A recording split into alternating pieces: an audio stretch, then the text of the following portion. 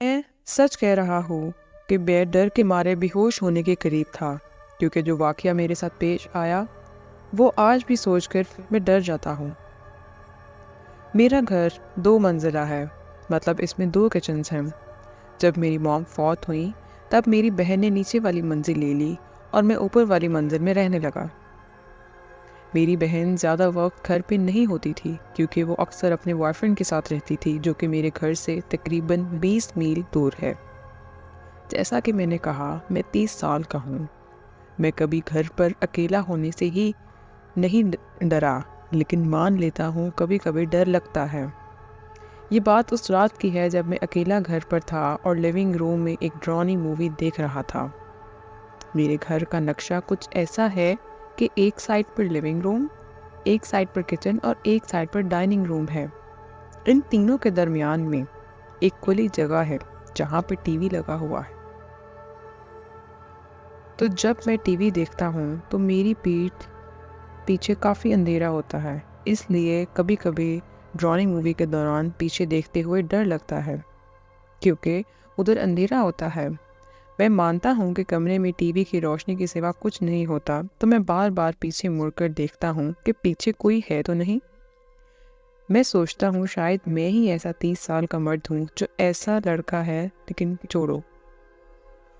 میں نے مووی کے بعد پھر دانت صاف کیے، گھر کی ساری لائٹس بند کیے اور پھر سو گیا۔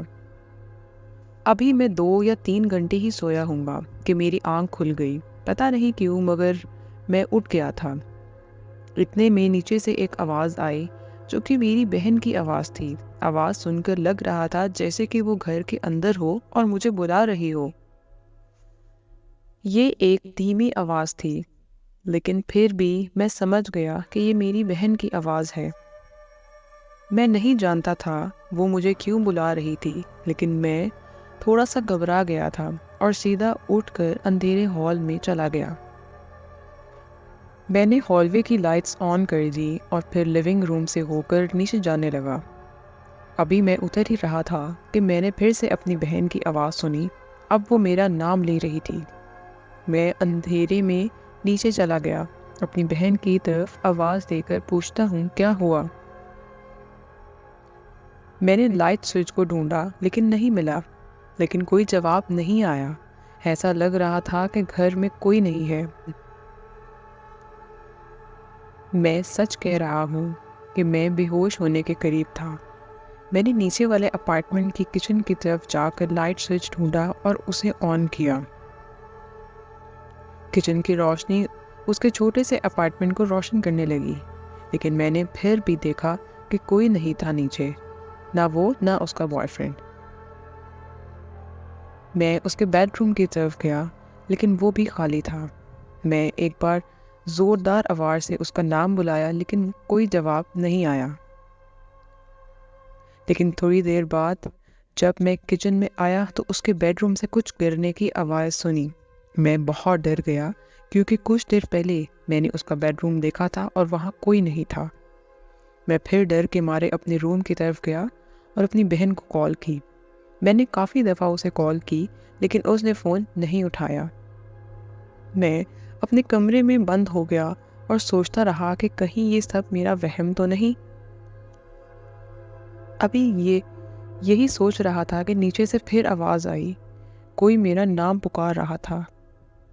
ڈر کے مارے میں نے اپنا روم لاک کیا اور پوری رات ایک جگہ چپ کر بیٹھا رہا۔ رات بھر نیچے سے عجیب سی آوازیں آتی رہی اور میں خوف کے مارے اپنے کمرے میں بیٹھا رہا۔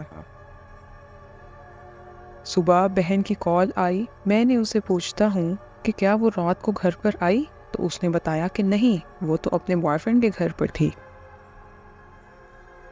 میں نیچے اس کے بیڈ روم میں دیکھنے کے لیے گیا کہ کیا گر گیا تھا، لیکن وہاں کچھ بھی نہیں گرا ہوا تھا۔ میں مان رہا ہوں کہ شاید میں نے جو سنا وہ سب میرا وہم بھی ہو سکتا ہے، لیکن میں نے کبھی کچھ ایسا نہ سنا اور نہ ہی نیند کی کوئی بیماری تھی مجھے۔ اس لیے میں حیران ہوں کہ میں نے اپنی بہن کی آواز سنی تھی اور میں پکے یقین سے کہہ سکتا ہوں کہ وہ میری ہی بہن کی آواز تھی۔ آج بھی میں اس واقعے کو سوچ کر ڈر جاتا ہوں کہ وہ کس کی آواز تھی۔